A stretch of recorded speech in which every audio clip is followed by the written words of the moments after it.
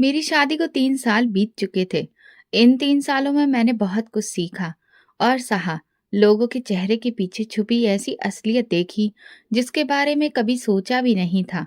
जब भी मैं मायके जाती, मेरी भाभी मेरा स्वागत ऐसे करती जैसे मैं मेहमान नहीं बल्कि उनकी सगी बहन हूँ। हाथ में चाय का कप, साथ में मेरी पसंद की कुछ चीज़ें बनाकर रखती। वो मेरी चीज़ों और मेरे आराम का पूरा ध्यान रखती। अगर मैं रात को देर से सोती तो मेरे लिए घर में शांत माहौल बना देती। मुझे हमेशा यही लगता रहा कि भाभी ना सिर्फ मेरा सम्मान करती है बल्कि मेरी माँ का भी बहुत ध्यान रखती है। मेरी माँ ने हमें अकेले जिंदगी के तूफानों से बचाकर पाला। पिताजी के देहांत के बाद वो टूट तो गई, लेकिन हमारे सामने कभी कमजोर नहीं पड़ी। सिलाई मशीन उनके कमरे का स्थायी हिस्सा थी। सुबह सुबह उठना, नाश्ता बनाना, हमें तैयार करना, स्कूल भेजना और फिर पूरा दिन सिलाई में लग जाना, यही उनका रोज का रूटीन था। उनके हाथों में हमेशा सुई धागा ही दिखाई देता। मैंने कई बार सोचा, माँ भी तो एक इंसान है, वो भी थकती होगी, लेकिन उनके चेहरे पर थकान के बजाय हौसला नजर आता था।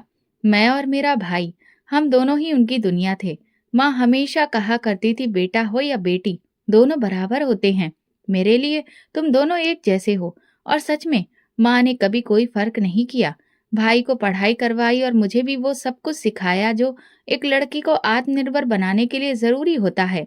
सिलाई, कढ़ाई, बातचीत का सलीका, यहाँ तक कि माँ ने मुझे आत्मनिर्भरता सिखाई। मेरी शादी हुई तो माँ की आंखों में आंसू भी थे और मुस्कान भी। मेरे विदा होने के बाद जब भी मैं मिलने जाती, वे मुझे गले लगाकर कहती, बेटी, घर में खुशहाली रखना। ससुराल में बेटियां फूलों की तरह होती हैं, खुशबू बनकर रहो, कांटा मत बनो। मैं हर बार उनके चरणों में बैठकर उनका हाथ थामती और कहती, माँ, जो कुछ भी हो वो आपकी परवरिश और संस्कारों की वजह से हूँ। भाई ने शादी के तुरंत बाद अपने लिए अलग कमरा बनवाया और भाभी के साथ रहने लगा। भाभी शुरू के दिनों में माँ के साथ बहुत अच्छा व्यवहार करती थी। उन्हें समय पर दवा देना, खाने पीने का ध्यान रखना, उनकी पसंद की चाय बनाना, ये सब भाभी खुशी से करती थी। मुझे लगता रहा कि माँ का बुढ़ापा सुकून से बीतेगा। जब भी मैं आती, भाभी कहती, आप चिंता ना करें, माँ की हम पूरी देखभाल करते हैं। आप बस ससुराल में खुश रहें। और मैं उनकी बातों पर भरोसा करती रही। मेरा भरोसा इसलिए भी मजबूत था क्योंकि माँ भी मेरे सामने हमेशा कहती थी, बेटा, तुम्हारी भाभी बहुत सेवा भाव वाली है। जो काम मैं नहीं कहती वो भी कर देती है। भगवान उसे खुश रखे। समय इसी तरह बीत रहा था। एक दिन माँ ने कहा, तुम्हारी भाभी बहुत सलीकेदार है। मुझे तो अब चैन मिल गया है। मैंने भाभी को दुआएं दी। माँ की जुबान से तारीफ सुनकर दिल में कहीं सुकून आया।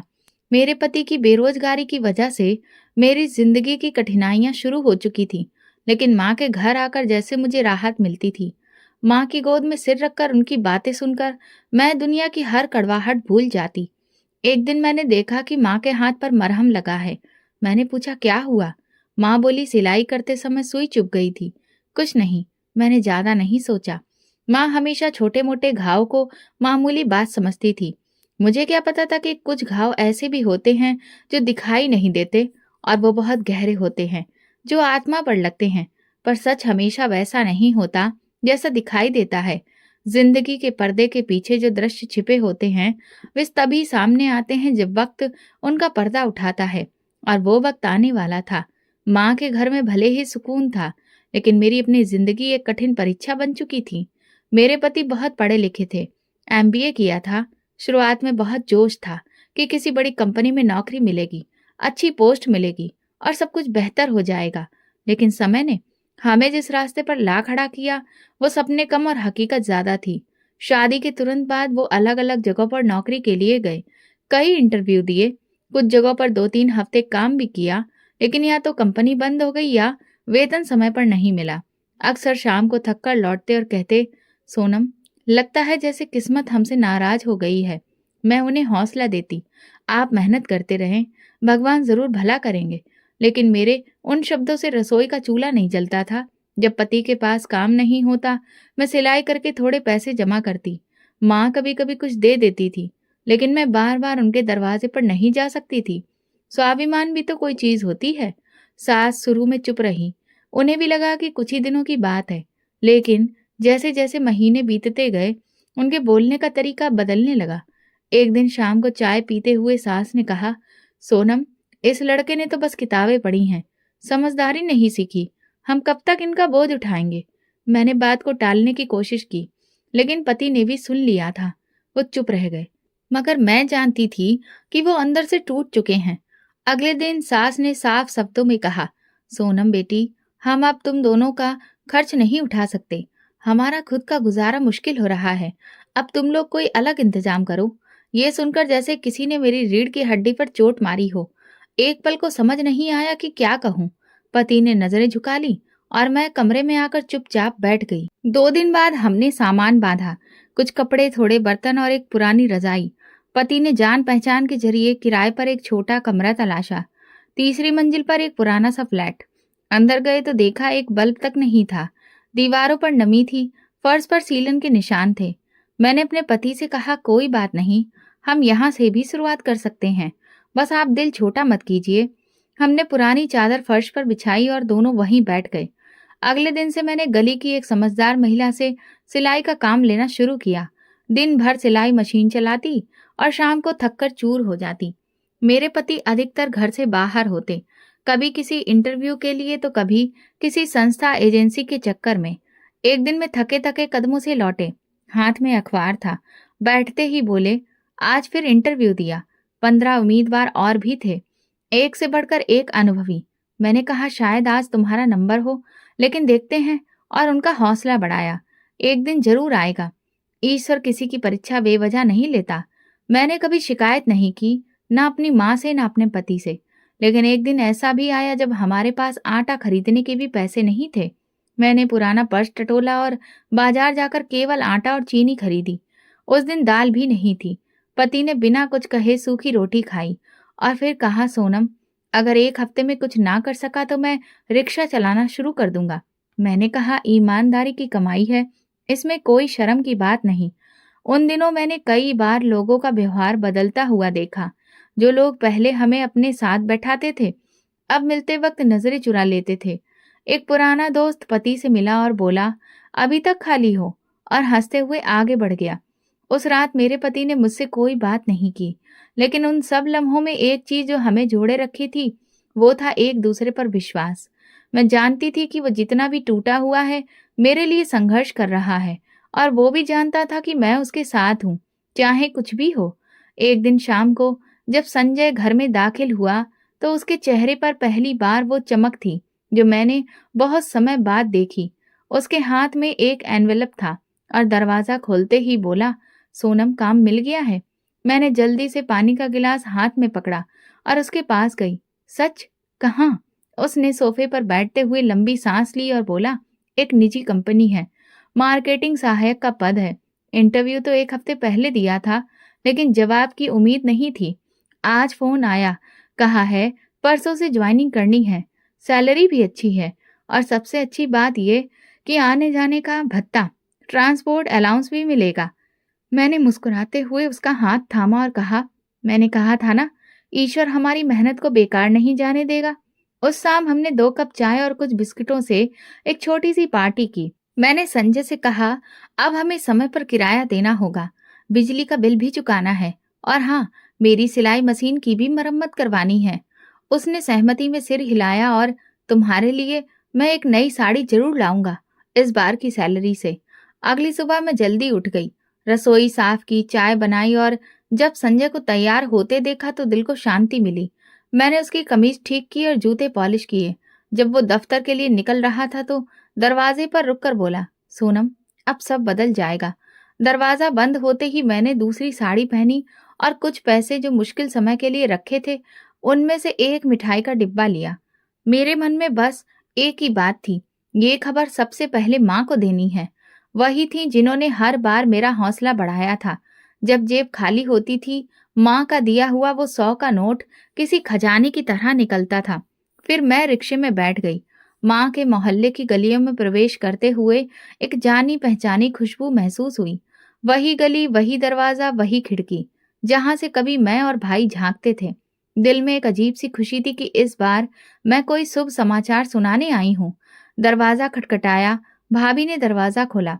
मुझे देखते ही थोड़ी चौंकी, फिर हल्के लहजे में बोली, आइए। मैंने मिठाई का डिब्बा हाथ में उठाया और कहा, बस खुशखबरी देने आई हूँ। संजय को अच्छी नौकरी मिल गई है। सोचा माँ को बताऊं। उन्होंने बहुत प्रार्थना की थी। भाभी ने दरवाजा थोड़ा और खोला और कहा, अंदर आ जाइए। माँ अपने कमरे में हैं। मैं अंदर गई तो माहौल कुछ बदला बदला सा लगा। माँ का कमरा साधारण था, जैसा हमेशा होता था, लेकिन दीवारों और दरवाजों पर एक अजीब सी खामोशी छाई हुई थी। माँ खाट पर बैठी थी। मेरे कदमों की आहट सुनकर उन्होंने नजरें उठाईं। फिर चेहरे पर वही मुस्कान थी जो हमेशा मुझे हिम्मत देती थी। सोनम मेरी बच्ची आ गई। माँ ने मेरे हाथ थाम लिए। मैंने डिब्बा उनके हाथ में थमाते हुए कहा, माँ, इन्हें नौकरी मिल गई है। एक बड़ी कंपनी में तनख्वाह भी अच्छी है। सोचा सबसे पहले आपको बताऊं। माँ ने आंखों में नमी लाकर सिर हिलाया। ईश्वर का धन्यवाद है।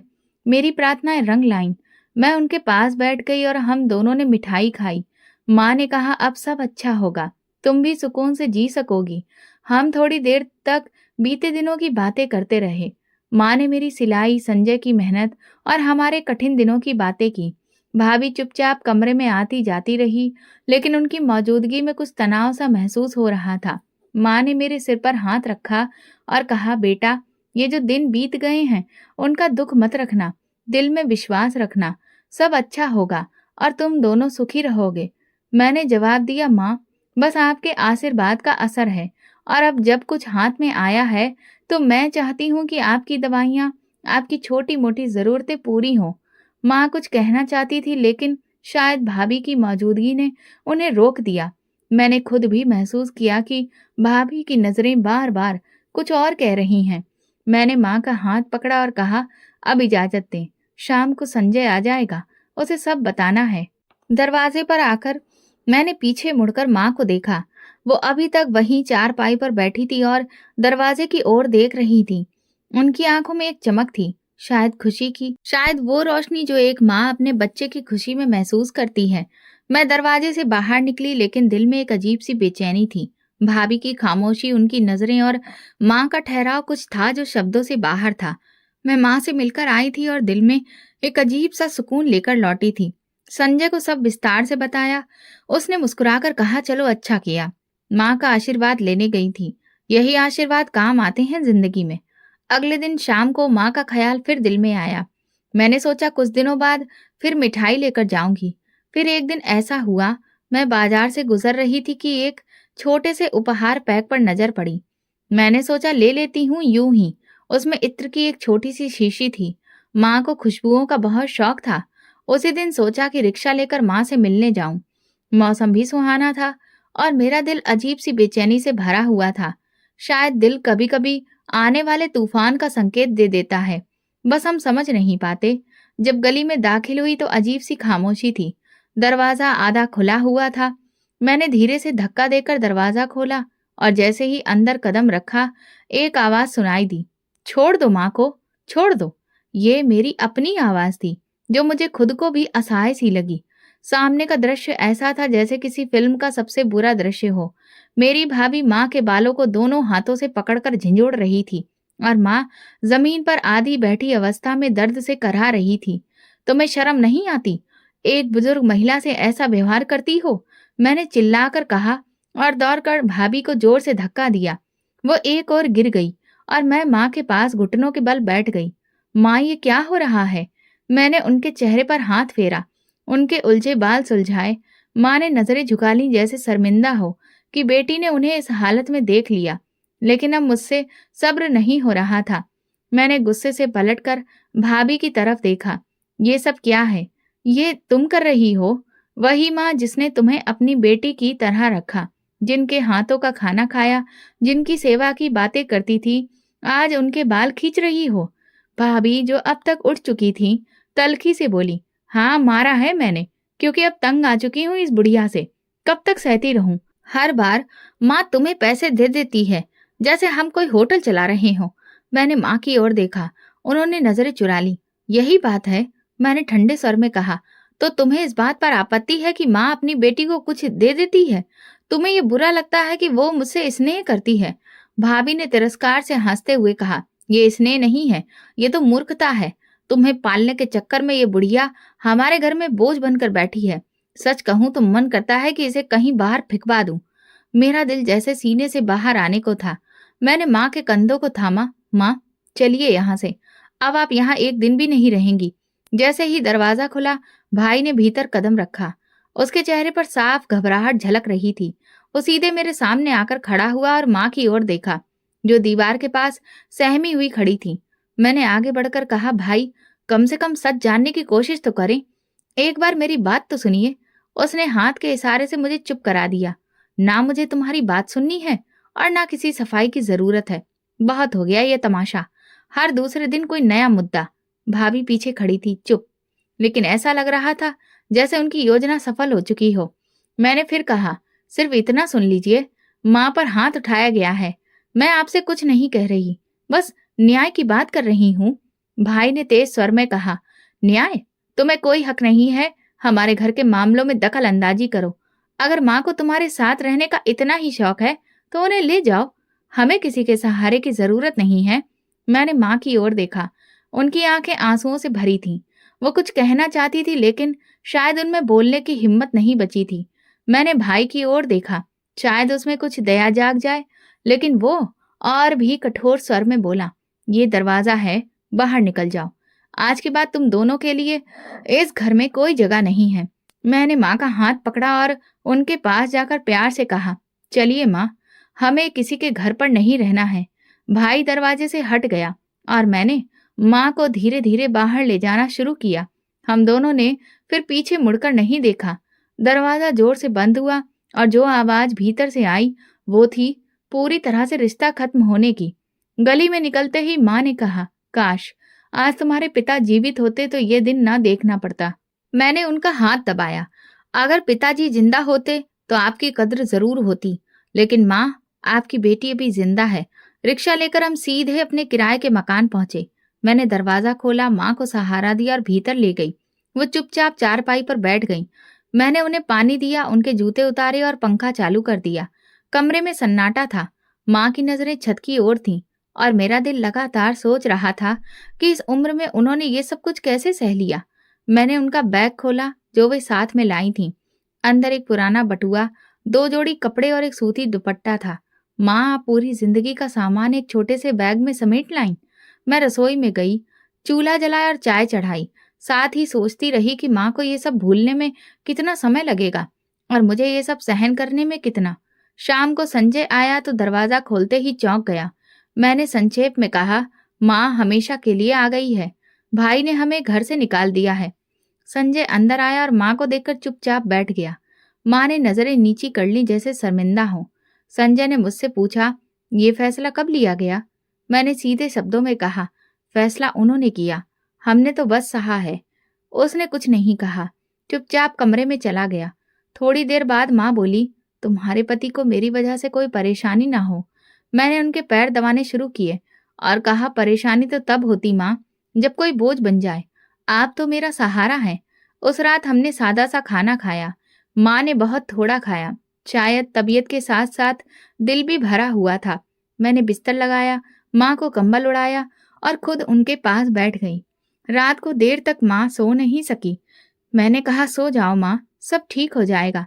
उन्होंने धीमी आवाज में कहा, बेटी, मैंने बहुत कुछ सह लिया है। अब बस चाहती हूँ कि जो समय बचा है वो सुकून से बीते। मैंने उनका माथा सहलाया और कहा, ये घर आपका है, यहाँ आपको कोई कुछ भी नहीं कहेगा। कमरे में खामोशी थी। बाहर सड़क पर कुछ आवारा कुत्तों के भौंकने की आवाजें आ रही थीं, लेकिन अंदर हम दोनों माँ बेटी एक दूसरे का सहारा बनकर सुकून तलाशने की कोशिश कर रहे थे। मैं जानती थी कि अगला दिन सब कुछ बदल देगा।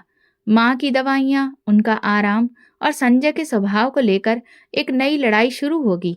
लेकिन मैं तैयार थी, क्योंकि अब मेरे साथ माँ थी और यही साथ मेरे लिए सब कुछ था। सुबह मामूली सी मुस्कान के साथ मैंने नाश्ता तैयार किया। माँ अब तक सो रही थी। संजय रात को देर से आया था, इसलिए उसे जगाने का मन नहीं हुआ, लेकिन मेरे मन में हल्की चिंता थी। कल जो हुआ उसका असर आज जरूर दिखेगा। संजय की चुप्पी भी कुछ संकेत दे रही थी। रसोई में बर्तन समेटते हुए मैंने सुना, कमरे का दरवाजा खुला। संजय की चप्पलों की आवाज धीरे धीरे मेरी ओर बढ़ रही थी। वह रसोई के दरवाजे पर आकर रुका। मैंने सिर उठाकर हल्की सी मुस्कान दी। चाय दूं? उसने सीधा सवाल किया, ये कब तय हुआ कि तुम्हारी माँ हमारे घर में आकर रहेगी? मैंने चाय का कप ट्रे में रखा और कहा, ये तय नहीं था, मजबूरी थी, तुम्हें सब बताने ही वाली थी, लेकिन रात बहुत हो गई, भाई ने घर से निकाल दिया, वो भी माँ को गाली देकर। मैं उन्हें कैसे छोड़ देती? उसने गहरी सांस ली। देखो, मैं तुम्हारा दुख समझता हूँ, लेकिन मेरी भी सुनो, अभी मेरी नौकरी नई है, साधन सीमित हैं और ऊपर से ये अचानक आई जिम्मेदारी। मैंने चाहकर ये जिम्मेदारी अपने हाथ में नहीं ली। ये मेरी माँ है। जिंदगी के कठिन समय में उन्होंने मेरा साथ दिया। अब मैं कैसे उन्हें अकेला छोड़ दूं? वो कुर्सी पर बैठते हुए बोला, सोनम तुम जानती हो, मैं तुम्हें कभी मना नहीं करता, लेकिन तुमने मुझसे सलाह तक नहीं ली। मैं उसके सामने बैठ गई। कुछ फैसले बिना सलाह के लेने पड़ते हैं। जब कोई रास्ता ना हो तो दिल की सुननी पड़ती है। और मेरा दिल ये कभी स्वीकार नहीं करता कि मेरी माँ दर दर की ठोकरें खाए। उसने एक घूंट लिया, फिर बोला, मेरी माँ क्या सोचेगी? वो पहले ही समझती है कि तुम मुझ पर हावी हो। अब जब वो सुनेंगी कि मैं तुम्हारी माँ को अपने घर में रख रहा हूँ, तो उनकी प्रतिक्रिया क्या होगी? मैंने गंभीरता से कहा, तुम्हारी माँ को हम समझा सकते हैं, लेकिन क्या ये बात महत्वपूर्ण है कि लोग क्या कहेंगे, या ये कि हम एक बुजुर्ग महिला को छत दे रहे हैं? वो चुप हो गया, फिर बोला, तुम एक बात समझ लो, मैं अभी इस लायक नहीं हूं कि दो घरों की जिम्मेदारी उठा सकूं। और अगर तुम अपनी माँ को रखना चाहती हो, तो पहले सोच लो कि इसका नतीजा क्या निकलेगा। मैंने हैरानी से उसकी ओर देखा। तुम कहना क्या चाहते हो? क्या मैं माँ को वापस उसी घर छोड़ आऊं जिसने दरवाजा बंद करके हमें निकाल दिया? संजय ने नजरें चुराते हुए कहा, कम से कम वो उनकी जिम्मेदारी है। वो पुरुष है, बेटा है, उसे निभाना चाहिए। ये हमारा फर्ज नहीं बनता। मेरे दिल में चोट सी लगी, लेकिन मैंने नरमी से कहा, अगर बेटा होने से जिम्मेदारी पूरी हो जाती तो आज माँ यहाँ ना होती। अगर तुम मेरी जगह होते तो क्या यही करते?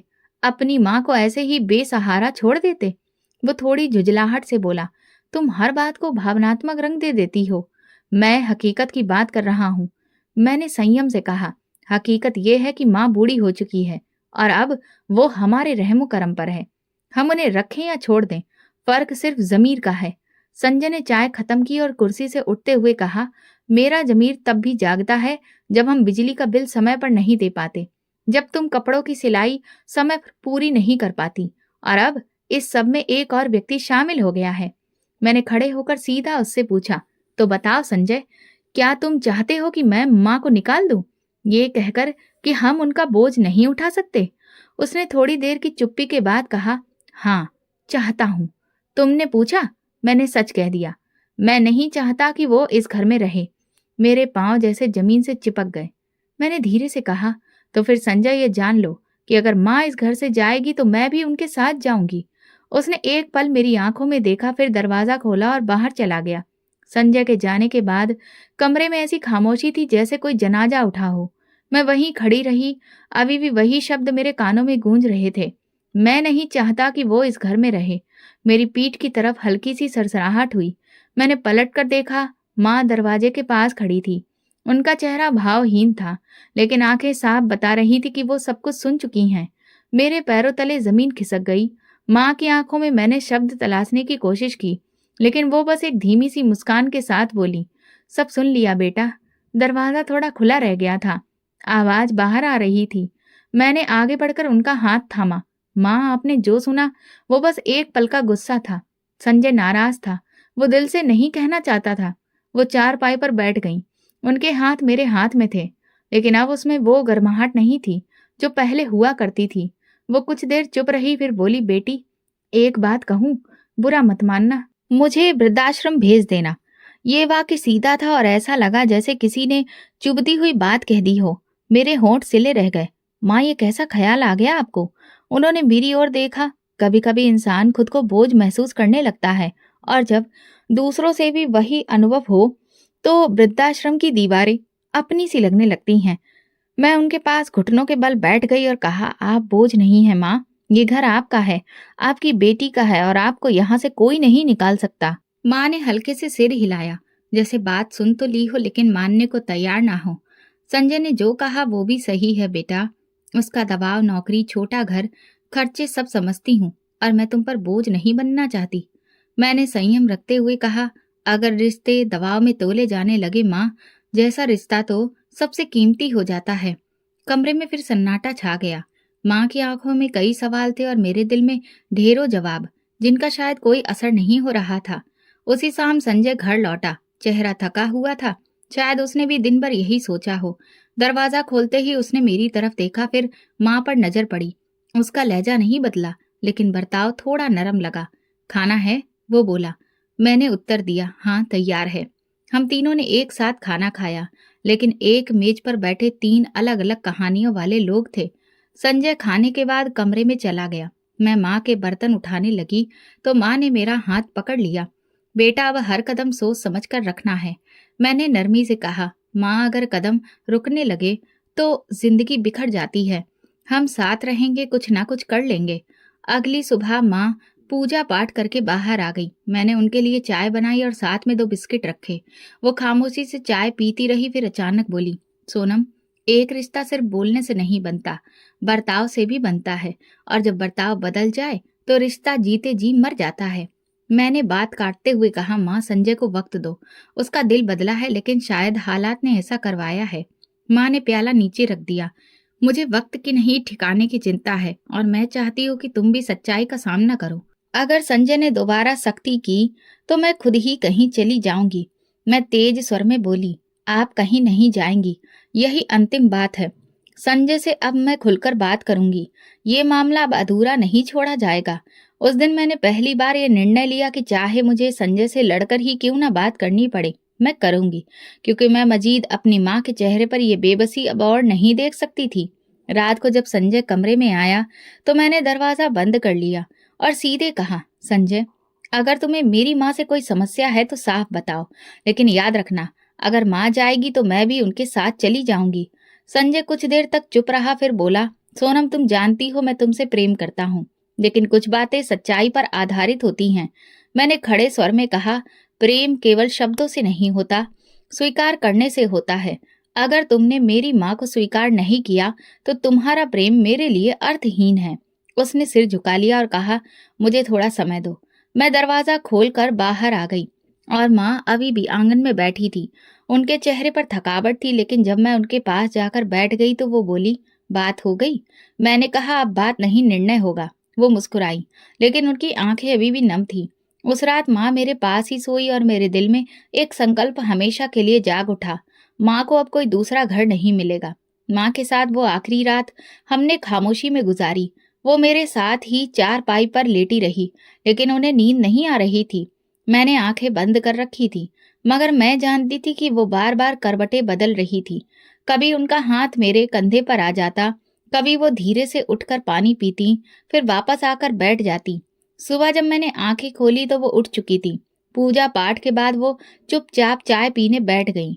मैंने उनके पास बैठकर पूछा, कुछ सोच रही हैं माँ? उन्होंने सीधी नजर से देखा और कहा, मैंने सोच लिया है सोनम, तुम्हारे लिए आसानी लानी होगी। मैं तुम्हारे और संजय के बीच दीवार नहीं बनना चाहती। मैंने तुरंत कहा, माँ, ऐसी बातें मत कीजिए। मैं हर कठिनाई सह लूंगी, लेकिन आपको कहीं जाने नहीं दूंगी। उन्होंने मेरी ओर देखा। मेरी बेटी, तुमने बहुत साथ निभाया है, अब मेरी बारी है। मुझे इजाजत दो कि मैं कहीं ऐसी जगह जा सकूं जहां मैं तुम्हारी जिंदगी का बोझ ना बनूं। मैं जानती थी ये जिद नहीं, आत्मसम्मान की अभिव्यक्ति थी, लेकिन मैं कुछ नहीं कह सकी। उनकी नजरें अब किसी निर्णय की प्रतीक्षा नहीं कर रही थी, बस ये बता रही थी कि निर्णय हो चुका है। दोपहर को मैंने माँ की दवाइयाँ और कपड़े एक छोटे बैग में रखे। उन्होंने कुछ नहीं कहा, बस बिस्तर समेटती रही।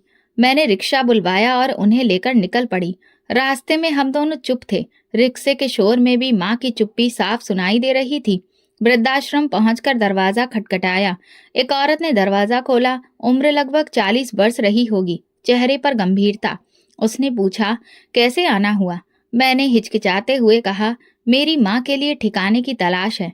कुछ समय के लिए उन्होंने दरवाजा खोल दिया। उन्होंने कहा, आइए, अंदर आ जाइए। मैं और माँ अंदर दाखिल हुए। सामने एक छोटा सा बरामदा था। बाईं तरफ 2 कमरे थे और दाईं ओर एक बड़ा हॉल, जहाँ 4 पाइयां क्रम से लगी हुई थी। उन पर अलग अलग उम्र की महिलाएं बैठी थीं। कुछ बातें कर रही थी, कुछ चुप थी और कुछ बस खाली निगाहों से सामने देख रही थी। एक चारपाई खाली थी, वहां माँ को बैठा दिया गया। माँ ने आस-पास देखा, फिर मेरी तरफ देखा। मैंने उनका हाथ थामा। यहाँ सभी माताएं हैं, कोई अपने बेटे के बिना है, किसी को उसके बेटे ने छोड़ दिया है, लेकिन मैं रोज आऊंगी, आपके साथ समय बिताऊंगी। माँ ने सिर हिलाया और कहा, यही काफी है बेटा। इस वृद्धाश्रम की चालक, जिनका नाम शकुंतला देवी था, उन्होंने दाखिले की प्रक्रिया पूरी की। उन्होंने कहा, यहाँ सभी को समान समझा जाता है, समय पर भोजन, दवा, और अगर किसी की तबीयत बिगड़ जाए तो अस्पताल की व्यवस्था भी है। मैंने माँ के लिए लाया हुआ दुपट्टा निकाल कर उनके कंधों पर रखा, उनके बाल संवारे और धीरे से कहा, अब आप चैन से रहेंगी। पहले दिन मैं देर तक वहां बैठी रही, माँ से बातें होती रहीं। बगल की चारपाई पर एक वृद्ध महिला थी। वो थोड़ी देर बाद मुझसे पूछती, बेटी तुम कहाँ से आई हो? अपनी माँ को छोड़ने आई हो या लेने? मैं नरमी से जवाब देती, मैं माँ के साथ आई हूँ और वे यहाँ अतिथि हैं। वे हंसती और कहती, ये अतिथियों की मेहमानियां लंबी हो जाती हैं यहाँ। दूसरे दिन मैं फिर वहां पहुंची। माँ मुझे देखकर मुस्कुराई। वो पहले से बेहतर लग रही थी। मैंने उनके बालों में कंघी की, हाथों में तेल लगाया और उनके साथ बैठी रही। एक दिन वृद्धाश्रम की चालक ने मुझे एक तरफ ले जाकर कहा, मैडम आप रोज आती हैं, बाकी बच्चे तो एक बार छोड़कर चले जाते हैं और फिर सालों नहीं आते, आपने तो हमें चौंका दिया है। मैंने कहा, ये मेरी माँ है, मैंने इनकी उंगली पकड़कर चलना सीखा है, अब इनका सहारा बनना मेरा कर्तव्य है। कुछ दिनों में बाकी माताएं भी मुझसे घुल मिल गईं। कोई अपनी दवाइयां मुझे सौंप देती, कोई कहती, बेटी आज मेरे सिर में दर्द है, थोड़ा तेल लगा दो, और मैं सबका ध्यान रखती। माँ के साथ भी समय बिताती, बातें करती। माँ का व्यवहार बदलने लगा था। वे वहां की औरतों से बातें करती, प्रार्थनाएं देती और अक्सर मुझे स्नेह से कहती, ये सब मेरे जैसी ही माताएं हैं, इनका भी ध्यान रखना। मैंने एक सिलाई मशीन मंगवा ली और वृद्धाश्रम की छत वाले कमरे में रख दी।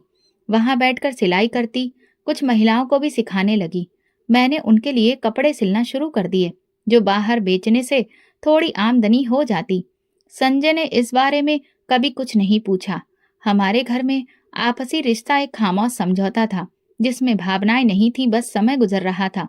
अब वो वृद्धाश्रम मेरे दिन का वो हिस्सा बन गया था, जहां मैं खुलकर सांस ले पाती थी, जहां मेरे आसपास ऐसी महिलाएं थी जिन्होंने सब कुछ खोकर भी हार नहीं मानी थी। एक दिन माँ ने मुझसे कहा, बेटी यहाँ तो मेरे जैसी कई माएं हैं, लेकिन इन सबको कोई सोनम नहीं मिली। भगवान तुम्हें खुश रखे, तुमने सिर्फ एक माँ नहीं बल्कि कई माँओं का सहारा बनकर दिखाया है। मैंने उनके माथे को चूमा और मन ही मन ईश्वर का धन्यवाद किया कि जीवन ने मुझे ये अवसर दिया कि मैं किसी पर बोझ न बनूं, बल्कि किसी का सहारा बन सकूं।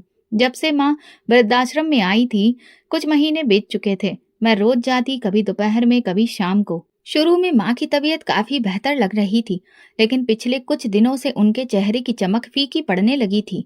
उन्होंने खाना खाना कम कर दिया और बातों में भी कमी आ गई थी। एक दिन जब मैं पहुंची तो माँ खाट पर लेटी थी और कंबल उनके सीने तक था, जबकि मौसम गर्म था। मैंने उनके माथे पर हाथ रखा, वो गर्म था। मैंने पूछा, माँ तबीयत ठीक है? उन्होंने धीरे से आंखें खोली और कहा, बस हल्का सा बुखार है, कल से थोड़ी थकावट महसूस हो रही है। मैंने तुरंत सिमरन बहन को बुलाया। वे आई, माँ की जांच की और कहा, हम इन्हें कल अस्पताल ले चलते हैं, जांच करवा लेते हैं, उम्र का असर है, सतर्क रहना जरूरी है। अगले दिन मैं खुद माँ को अस्पताल लेकर गई। खून की जांच, शुगर, बीपी सब चेक हुआ। डॉक्टर ने बताया कि कमजोरी बढ़ गई है, पोषण और आराम की सख्त जरूरत है। दवाइयाँ दी गई और कुछ सुझाव भी। घर आकर मैंने संजय से कहा, माँ की तबीयत ठीक नहीं है, मैं कुछ दिन वृद्धाश्रम में ज्यादा समय बिताऊंगी। संजय ने संक्षेप में जवाब दिया, तुम्हारी मर्जी। अगले दिन जब मैं दोपहर में पहुंची तो माँ खाट पर लेटी थी और हाथ में कोई तस्वीर थी। आंखें बंद थी, लेकिन होंठ हिल रहे थे। मैंने धीरे से पुकारा, माँ। उन्होंने आंखें खोली और धीमी आवाज में कहा, आ गई मेरी बच्ची। मैंने उनके हाथ दबाए और पूछा, कैसी तबीयत है? उन्होंने कहा, आज कुछ अच्छा नहीं लग रहा, शायद अब चलने का समय आ गया है। मैंने तुरंत उनकी बात काट दी, ऐसी बातें मत कीजिए, आप ठीक हो जाएंगी, मैं आपकी दवा लेकर आती हूँ। उन्होंने मेरा हाथ पकड़ लिया और कहा, बेटा, जो समय भगवान ने तय किया होता है उसे कोई नहीं बदल सकता, लेकिन मैं संतुष्ट हूँ कि मेरी बेटी ने वो सब कर दिखाया जो शायद बेटे भी ना कर पाते। मैं उनके सिरहाने बैठ गई और उनके सिर पर हाथ फेरते हुए बोली, माँ, कुछ ही दिन की बात है, आप फिर से ठीक हो जाएंगी। हम दोनों बाजार चलेंगे, आपको नई साड़ी दिलवाऊंगी। माँ हल्के से मुस्कुराई, लेकिन वो मुस्कान कमजोर थी। उनकी आंखों में नमी उभर आई। उन्होंने कहा, साड़ी बाद में ले लेना, अभी तो सिर्फ तुम्हें आशीर्वाद दे रही हूँ कि तुम हमेशा सुरक्षित रहो। उसी रात जब मैं घर गई तो दिल में एक अजीब सी बेचैनी थी। सुबह के समय फोन बजा। शकुंतला जी की कॉल थी। मैंने तुरंत फोन उठाया। सोनम जी, उनकी आवाज में शांति थी। फिर उन्होंने धीमी आवाज में कहा, बेटी, माँ अब इस दुनिया में नहीं रही। रात में उनकी तबीयत बिगड़ गई और वे हमें छोड़ गईं। मेरे हाथ से फोन गिरते गिरते बचा। मैं कुछ देर स्तब्ध बैठी रही, फिर जल्दी से कपड़े बदले और रिक्शा लेकर वृद्धाश्रम पहुंच गई। माँ की चारपाई पर अब सफेद चादर पड़ी थी। उनके चेहरे पर शांति थी, जैसे कोई बहुत थक कर गहरी नींद में सो गया हो। मैं उनके पास गई और उनका हाथ पकड़ा, जो अब ठंडा हो चुका था। मेरी आंखों से आंसू बह रहे थे, लेकिन मेरी आवाज बंद हो चुकी थी। शकुंतला जी ने आकर मेरे कंधे पर हाथ रखा और कहा, सोनम, माँ बहुत शांति से गई हैं। उन्होंने आखिरी समय तक तुम्हारा नाम लिया। उनकी आखिरी प्रार्थना तुम्हारे लिए थी। वृद्धाश्रम की दूसरी महिलाएं भी आ गईं। कोई मेरा हाथ थामती, कोई प्रार्थना देती, कोई कहती। हमने कभी किसी को माँ की सेवा यूं करते नहीं देखा। मैं बस चुप रही। उस समय शब्द अर्थहीन हो गए थे। माँ चली गई थी, लेकिन उनकी छुअन मेरे हाथों में रह गई थी। अंतिम संस्कार का प्रबंध वृद्धाश्रम ने किया। माँ के अंतिम संस्कार के बाद मैंने उनकी अस्थियों का विसर्जन किया और दिल से प्रार्थना की, हे भगवान, मेरी माँ को स्वर्ग का हिस्सा बनाना। वापसी पर जब मैं फिर वृद्धाश्रम पहुंची, वहां की महिलाएं मुझे गले लगाकर रोने लगीं। एक बुजुर्ग महिला ने कहा, सोनम, हम सब भी तेरी माँ हैं। तू सिर्फ अपनी माँ की सेवा नहीं करती थी, तूने हम सबको बेटी जैसा प्रेम दिया है। मैंने उन सभी को देखा और कहा, जब तक सांस है मैं हर माँ की बेटी रहूंगी। जीवन में कई रिश्ते रास्ते में छूट जाते हैं, लेकिन जब माँ का साया उठ जाता है तो इंसान अधूरा हो जाता है। माँ के जाने के बाद कई दिनों तक मैंने खुद को वृद्धाश्रम के कार्यों में व्यस्त रखा। हर सुबह वहां जाकर किसी की दवा का पर्चा संभालना, किसी के कपड़े सिलवाना और शाम को वही कुछ समय बिताकर माँ की खाली चारपाई को देखती रहती। एक दिन जब मैं वृद्धाश्रम पहुंची तो दरवाजे पर एक अपरिचित महिला मेरा इंतजार कर रही थी। उनकी उम्र मध्यम थी। कपड़े सादे थे, हाथ में पुरानी फाइल और आंखों में पहचान की चमक थी। उन्होंने मुझे देखकर कहा, तुम सोनम हो, गंगा की बेटी? मैंने सिर हिलाकर हाँ कहा। उन्होंने मुस्कुराते हुए फाइल आगे बढ़ाई और कहा, मैं तुम्हारी माँ की पुरानी दोस्त हूँ। माँ तुम्हारी बहुत बातें करती थी। उनके जाने के बाद ये जिम्मेदारी मुझे सौंपी गई थी, जिसे उन्होंने विशेष रूप से तुम्हें देने को कहा था। मैंने वो फाइल थामी और पूछा, क्या अमानत है? उन्होंने कहा, तुम घर जाकर देख लेना, सब कुछ लिखा है। बस इतना जान लो, तुम्हारी माँ बहुत सोच समझ कर गई है। ये कहकर वे चली गई और मैं वहीं खड़ी रह गई, फाइल हाथ में और मन में सवालों का गुबार। घर आकर मैंने कमरा बंद किया और फाइल खोली। अंदर एक रजिस्ट्री के प्रति कुछ पत्र और एक वसीयतनामा था। पहले मैंने रजिस्ट्री देखी। वो नाना के गांव की लगभग 12 एकड़ कृषि भूमि थी, जो माँ के नाम थी। फिर मैंने वसीयतनामा पढ़ा। उसमें लिखा था, मैं गंगा अपने जीवन के अंतिम सालों में अपनी जमीन और उससे जुड़ी समस्त संपत्ति अपनी बेटी सोनम के नाम करती हूँ। मेरी मृत्यु के बाद ये सारी संपत्ति केवल उसी की होगी। आगे लिखा था, मेरे बेटे राजन को इस संपत्ति से वंचित किया जाता है, क्योंकि उसने मेरे साथ दुर्व्यवहार किया और मुझे अपने घर से निकाल दिया। मैं चाहती हूँ कि जिसने मेरे दुख में साथ दिया वही मेरा उत्तराधिकारी बने। मैं निशब्द बैठी रही। आंखों के सामने माँ का चेहरा आ गया, उनकी खामोशी, उनका सब्र, उनका दर्द। उन्होंने कभी इस बात का जिक्र नहीं किया था, ना अपनी संपत्ति का, ना वसीयत का। उन्होंने अपनी जिंदगी में सिर झुकाया और अपनी मृत्यु के बाद भी एक तोहफा दे गई। संजय शाम को आया तो मैंने उसे सब बताया। वो सुनकर कुछ देर खामोश रहा, फिर बोला, तो अब तुम जमीन की मालकिन हो? मैंने हाँ में सिर हिलाया। लेकिन ये जमीन माँ की है, उन्होंने मुझे दी है, इसलिए मैं चाहती हूँ इसका उपयोग भी वैसा हो जैसा वो चाहती थी। संजय ने पूछा, क्या सोचा है तुमने? मैंने जवाब दिया, पहले तो रजिस्ट्री करवाऊंगी, फिर उस जमीन का कुछ हिस्सा बेचकर वृद्धाश्रम में सुधार का काम करवाऊंगी माँ के नाम से, और कुछ पैसों से अपनी सिलाई फैक्ट्री को आगे बढ़ाऊंगी। माँ ने जो बीज बोया था, मैं उसे एक वृक्ष बनाना चाहती हूँ। अगले दिन मैं वकील के पास गई, रजिस्ट्रेशन की प्रक्रिया की जानकारी ली और सब कुछ पूरा किया। गांव के मुखिया से भी संपर्क किया। कुछ हफ्तों में जमीन पूरी तरह से मेरे नाम पर हो चुकी थी। एक दिन संयोग से मैं बाजार में भाई से टकरा गई। वो कुछ खरीदने आया था और मेरी नजर उस पर पड़ी। तो एक पल में सारे रिश्ते मन में उभर आए। उसने मुझे देखा और एक पल के लिए नजरें झुका ली। मैं आगे बढ़ी और कहा, नमस्ते भाई। उसने झिझकते हुए जवाब दिया, नमस्ते। आप यहाँ? मैंने कहा, हाँ, कुछ जरूरी काम था। और आप? सब ठीक? उसने सिर हिलाया। हाँ, बस गुजर बसर हो रही है। फिर उसने एक सवाल कर ही लिया, सुना है माँ ने सारी संपत्ति तुम्हारे नाम कर दी? मैंने शांतिपूर्वक उत्तर दिया, हाँ, उन्होंने अपनी वसीयत में सब कुछ मेरे नाम कर दिया था। वो चुप हो गया। फिर बोला, हमसे गलती हुई।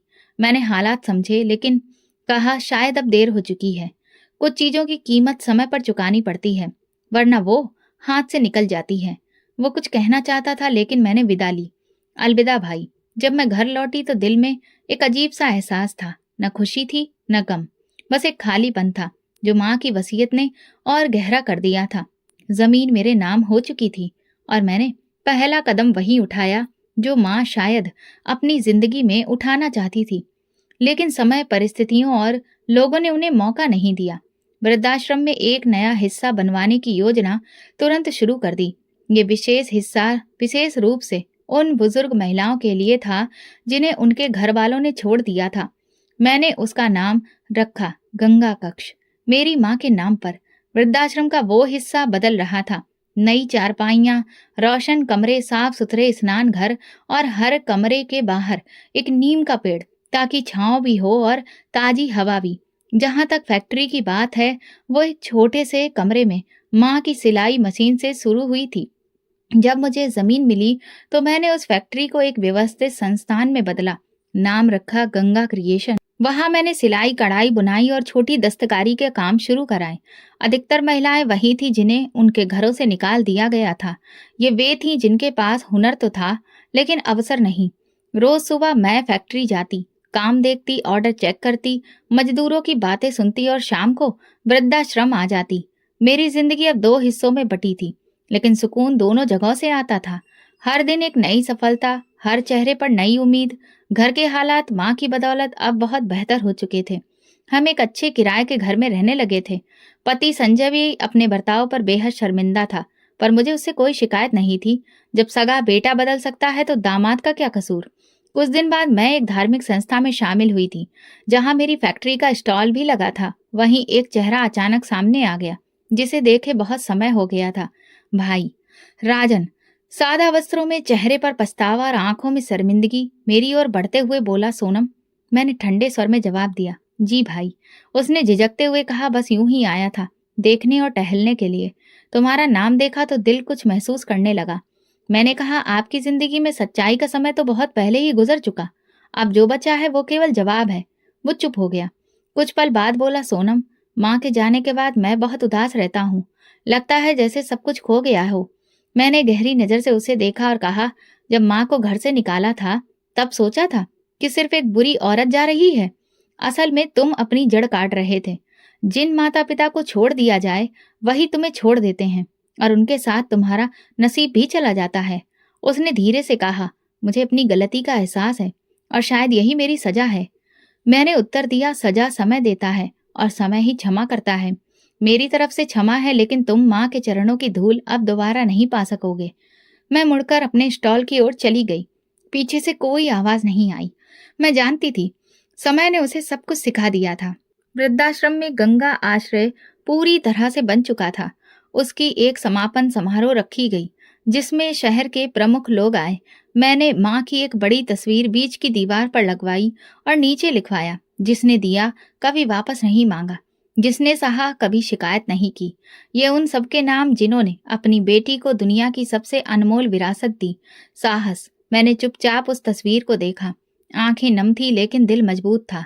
जिंदगी ने मुझे बहुत कुछ दिखाया, लेकिन मेरी माँ ने सिखाया कि दुख से डरना नहीं चाहिए, उसे एक अवसर समझो। और मैंने उस शिक्षा को अपनी पूरी जिंदगी में अपनाया। आज मैं अकेली नहीं थी। मेरा पति था, मेरी फैक्ट्री थी, मेरी माँ की यादें थीं। वो माँ जिन्होंने मुझे बेटी कहा, और वो खुशबू जो सिर्फ एक सच्चे रिश्ते से आती है। माँ की सेवा कभी व्यर्थ नहीं जाती। वो प्रार्थनाओं में छिपी हुई स्वर्ग में होती हैं। जो माता पिता को छोड़ते हैं, भाग्य उनसे स्वयं दूर चला जाता है। इस कहानी का मूल संदेश ये है कि माँ बाप का सम्मान और सेवा जीवन की सबसे बड़ी दौलत है। जो लोग अपने माता-पिता को त्याग देते हैं, वे अपने भाग्य और सुख से भी हाथ धो बैठते हैं। लेकिन जो संतान उनके संस्कारों और सपनों को आगे बढ़ाती है, वो ना सिर्फ समाज में सम्मान पाती है, बल्कि आत्मिक शांति और सच्ची सफलता भी अर्जित करती है। तो दोस्तों, अगर आपको हमारी कहानी पसंद आई हो तो कमेंट करके ज़रूर बताएं। वीडियो को लाइक करें और ज़्यादा से ज़्यादा शेयर करें। अगर आप चैनल पर नए हैं, तो सब्सक्राइब ज़रूर करें और नोटिफिकेशन बेल दबाएं ताकि अगली अपडेट सबसे पहले आपको मिले। धन्यवाद।